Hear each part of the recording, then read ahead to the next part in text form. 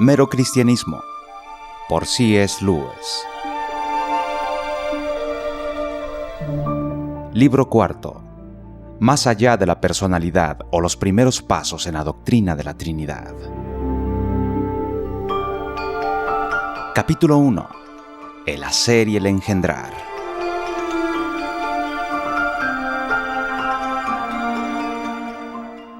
Todos me han aconsejado que no diga lo que voy a decir en este último libro. Todos dicen, el lector común no está interesado en la teología. Háblales en cuanto a lo que es la sencilla religión práctica. Pero no he seguido su consejo. No pienso que el lector común sea tan falto de buen sentido. Teología significa la ciencia de Dios. Y creo que a cualquier hombre que desea pensar en Dios le gustaría tener las ideas más claras y precisas en cuanto a Él se tengan. No somos niños. ¿Qué razón existe entonces para tratarnos como si lo fuéramos? En cierta forma entiendo muy bien por qué ciertas personas le hacen ascos a la teología. Recuerdo que una vez cuando estaba dando una conferencia a personas alistadas a las Fuerzas Aéreas de la Gran Bretaña, un viejo algo amargado oficial se levantó y dijo, «No me interesa en lo más mínimo este asunto, pero yo soy lo que podría llamarse un hombre religioso. Sé que existe un Dios. Lo he sentido cuando me he visto solitario en el desierto en medio de la noche. El tremendo misterio. Y por ello no creo en sus dogmitas y formulitas en cuanto a Él. A todo aquel que se ha enfrentado a Dios de verdad, todas estas cosas le parecen insignificantes, pedantes e irreales». En un cierto sentido estoy de acuerdo con el oficial. Pienso que en el desierto él tuvo una experiencia real con Dios. Y cuando pasó de la experiencia a los credos cristianos, creo que estaba pasando de una cosa real a otra menos real. De igual manera, si alguien se halla contemplando el Atlántico desde la playa y luego pasa a mirar un mapa del Atlántico, también estará pasando de algo que es real a otra cosa que es menos real. Está pasando de olas de verdad a un trozo de papel coloreado. Pero aquí llegamos al punto. Se sabe que el mapa es eso, un trozo de papel coloreado. Pero hay dos cosas que se deben recordar en cuanto a él. En primer lugar, se basa en lo que cientos y miles de personas han hallado al navegar por el Atlántico. En ese sentido, tiene tras sí multitud de experiencias que son tan reales como la que tenemos al mirarlo desde la playa. Con esta diferencia, que la experiencia nuestra es un solo vistazo a lo verdadero, al paso que el mapa fija en forma conjunta multitud de otras experiencias.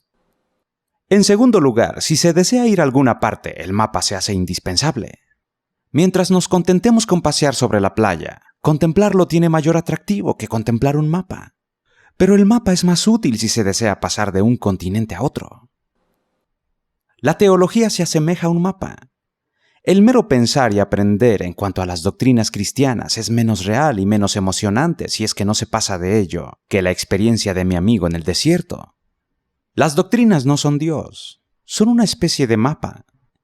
Pero tal mapa se halla basado en las experiencias de personas que realmente estuvieron en contacto con Dios.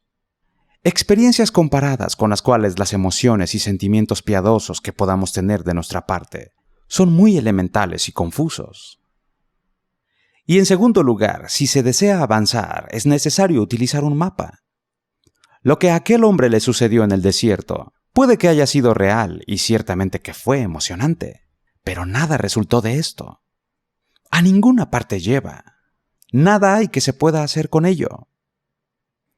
En efecto, es por ello que una religión vaga que se limite a sentir a Dios en la naturaleza y cosas por el estilo es tan atractiva. Es todo sentimiento, pero sin logros, como contemplar las olas desde la orilla del mar. Pero no llegamos, digamos, al puerto de Newfoundland con el mero estudio del mar que se haga en esta forma. Y no se llegará a la vida eterna buscando la presencia de Dios en las flores o en la música. Y tampoco se va a ninguna parte contemplando los mapas sin penetrar en el mar. No se estará muy seguro si se penetra en el mar sin un mapa. En otras palabras, la teología es algo práctico, especialmente en nuestra época. En el pasado, cuando había menos educación y menos discusión, tal vez era posible arreglárselas con unas cuantas ideas sencillas en cuanto a Dios. Pero en nuestros días eso no es el caso. Todo el mundo lee, todo el mundo oye los debates. Por consiguiente, el que no se le ponga atención a la teología no quiere decir que no se tenga idea alguna en cuanto a Dios. Quiere decir que se tiene un gran número de ideas equivocadas, ideas malas, mutiladas y obsoletas. Porque gran número de las ideas que en cuanto a Dios se hallan en boga en nuestra época son simplemente las que los verdaderos teólogos estudiaron hace siglos y las descartaron. Creer en la religión popular que, por ejemplo, impera en la Inglaterra de nuestros días es un retroceso. Es como creer que la Tierra es plana. Porque pensándolo bien, ¿no es la idea popular en cuanto al cristianismo que Jesucristo es un gran maestro humano? Y que si tomamos en serio sus enseñanzas y consejos, podemos estar en condiciones de establecer un mejor orden social y evitar otra guerra. Y esto es muy cierto. Pero con ello se está expresando mucho menos de lo que es la verdad total del cristianismo, y no tiene en manera alguna importancia práctica. Es muy cierto que si siguiéramos los consejos de Cristo, pronto nos veríamos viviendo en un mundo más feliz. Pero para esto no se necesita ir tan lejos como hasta Cristo. Si hiciéramos todo lo que Platón, Aristóteles, Confucio nos han dicho, estaríamos mucho mejor de lo que estamos. ¿Entonces qué? Nunca hemos seguido los consejos de los grandes maestros. ¿Por qué habríamos de empezar a hacerlo ahora? ¿Por qué es más probable que sigamos a Cristo que a otro? ¿Porque es mejor maestro de moral? Pero eso hace aún menos probable que lo sigamos. Si no podemos tomar las lecciones más elementales, ¿qué probabilidad hay de que aprendamos las más elevadas? Si el cristianismo no es más que unos cuantos buenos consejos más, el cristianismo carece de importancia. No ha habido falta de buenos consejos durante los últimos 4000 años. Y unos cuantos consejos más no van a cambiar el cuadro de nuestra situación actual. Pero tan pronto como echamos una mirada a los escritos del cristianismo verdadero, hallamos que hablan de cosas muy diferentes a lo que es la religión popular. Dicen que Cristo es el Hijo de Dios, signifique lo que signifique. Dicen que los que ponen su confianza en Él también pueden ser hijos de Dios, signifique lo que signifique. Dicen que la muerte de Cristo nos salvó de nuestros pecados, signifique lo que signifique. No es una queja valedera decir que estas declaraciones son difíciles. El cristianismo asegura que nos está hablando de otro mundo, de cosas que están más allá del mundo que podemos tocar, oír y ver. Se puede pensar que eso es falso, pero si fuera verdad, lo que nos dice tiene que ser difícil, o al menos tan difícil como lo es la física moderna, y por la misma razón. El punto con el cual el cristianismo nos produce la mayor sorpresa es la declaración de que por unirnos a Cristo podemos ser hechos hijos de Dios. Se pregunta, ¿es que no somos ya hijos de Dios? ¿No es cierto que la paternidad de Dios es uno de los principales conceptos del cristianismo? Bien, en un sentido no hay duda alguna de que ya somos hijos de Dios. O sea, que Dios nos ha dado la existencia y que nos ama y que nos cuida. Y en esta forma procede como un padre. Pero cuando la Biblia nos habla de ser hechos hijos de Dios, ciertamente su significado tiene que ser algo diferente al que hemos anotado. Esto nos trae al centro mismo de la teología. Uno de los credos nos dice que Cristo es el Hijo de Dios, unigénito, no creado. Y añade, destinado desde antes de la fundación del mundo. Que quede bien en claro que esto nada tiene que ver con el hecho de que cuando Cristo nació como hombre sobre la tierra, tal hombre fue el hijo de una virgen. Ahora no estamos hablando en cuanto al nacimiento virginal de Jesucristo. Estamos hablando de algo que tuvo lugar antes de que empezara el tiempo, antes de los siglos. Cristo fue engendrado, no creado. ¿Qué significa esto? Aunque no usamos mucho las palabras unigénito y engendrar, todo mundo sabe lo que quieren decir. Engendrar es llegar a ser padre. Crear es hacer. Y la diferencia es esta. Cuando engendramos algo que tiene la misma naturaleza nuestra. Un hombre engendra seres humanos. Un castor engendra castorcitos. Y un ave empolla huevos que llegarán a ser pollitos. Pero cuando hacemos algo diferente de nosotros. No tiene nuestra misma naturaleza. Un pájaro construye un nido. Un castor levanta un dique. Y un hombre construye un transmisor o un receptor de ondas sonoras. O también puede hacer algo que se asemeje más a él, digamos una estatua. Si es lo suficientemente hábil, puede hacer una estatua que en realidad sea muy semejante a un hombre. Pero claro que ésta no será un verdadero hombre, solo tiene su apariencia. No puede respirar ni pensar, no está viva. Esto es lo primero que hay que clarificar. Lo que Dios engendra es Dios. Así como lo que el hombre engendra es hombre. Lo que Dios crea no es Dios. así como lo que el hombre hace tampoco es hombre. Por eso los hombres no son hijos de Dios en el sentido que sí lo es Cristo.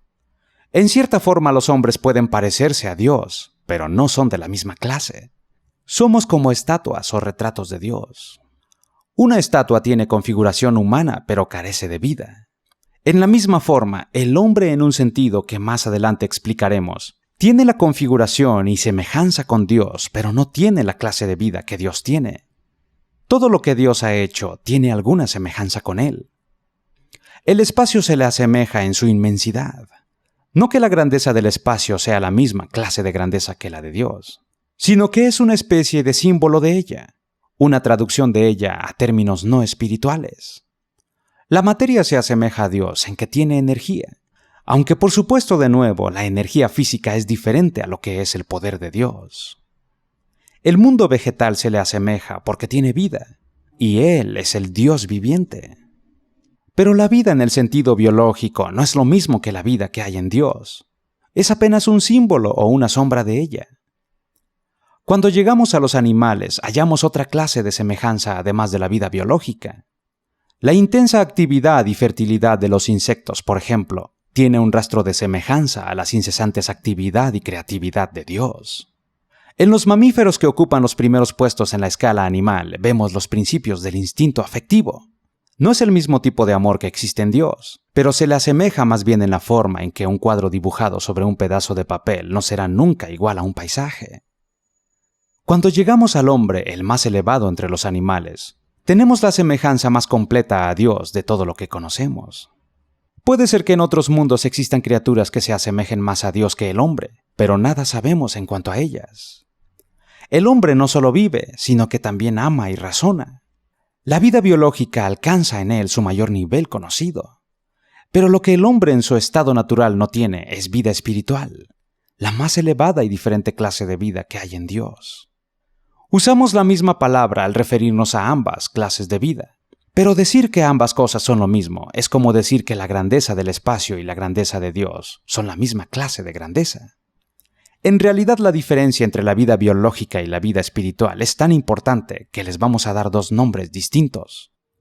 La vida biológica que nos viene por la naturaleza y que, como cualquier otra cosa en la naturaleza, siempre tiende a deteriorarse de tal suerte que solo se puede conservar por medio de incesantes subsidios de la naturaleza en forma de aire, agua, alimentos, etc., es la bios.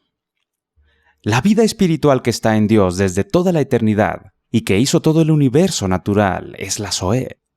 Bios tiene con toda seguridad una cierta sombra de semejanza con Zoé, pero solo la clase de semejanza que existe entre una fotografía y un lugar, o entre una estatua y un hombre.